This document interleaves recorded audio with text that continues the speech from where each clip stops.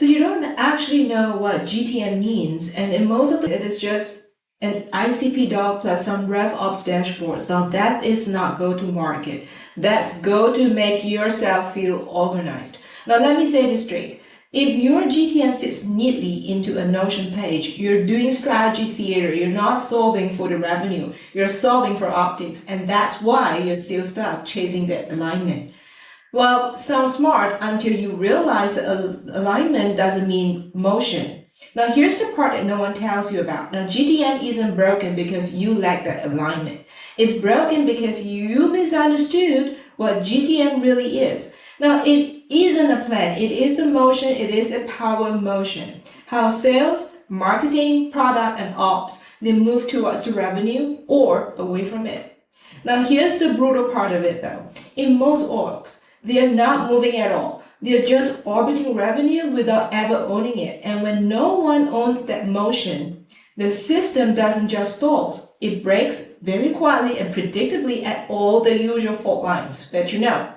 Now, GTM doesn't fail because you missed a persona. It fails because the marketing is optimizing the CAC, the sales is optimizing the velocity, and then we have the product building features for a stakeholder that was never in the room. And finance, they greenlight headcounts and kill that comp plan that would have retained your best closers. Now, all of them are working from the same GTM strategy doc. Now, which looks aligned, but really, it isn't. So let's get real.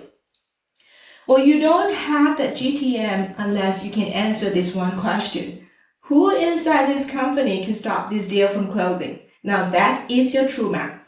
It is not personas. It's not lead scoring. Now, GTM isn't who's the buyer.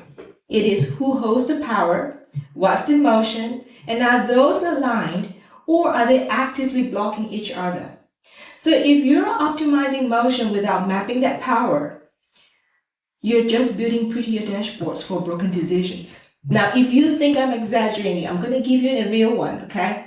Now, I've seen GTM war rooms where the RevOps were building forecast models, With the sales, they were quietly routing deals outside the CRM just to protect pipeline velocity from internal politics. But sure, let's build a prettier dashboard. So everyone says our GTM is aligned, but check their dashboards, okay? Check their comp plans. If you find people aren't pushing the revenue, then they are protecting their turf. Now, before you think this is just leadership roasting, well, it is not. We're not pointing fingers at any leaders. Well, it's a matter of survival. Like you're juggling board optics, political landmines, and team morale. But if no one names the conflicts, your GTM stays a PowerPoint fantasy, don't you think? So if your GTM feels polished, but your deals feel stuck, you're not in control. You're running a dead motion with no spine. So stop checklisting GTM, start mapping that power, start designing for motion, not the optics. And in the next episode, let's break down why GTM feels faster in Asia and why your global playbook won't save you there. Hit subscribe. Now, this is the Sales Rebel, just real revenue stories.